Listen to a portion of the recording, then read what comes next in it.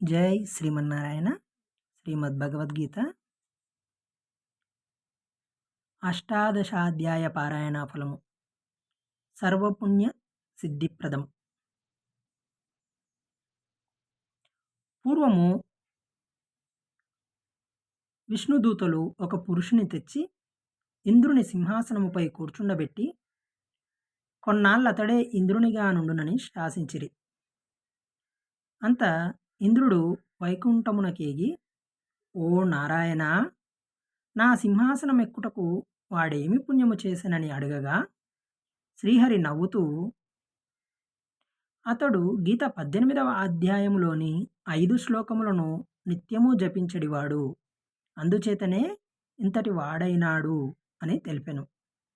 అది మొదలు ముక్కోటి దేవతలను నిత్యమును గీత 18వ అధ్యాయమును పారాయణ చేయసాగిరి.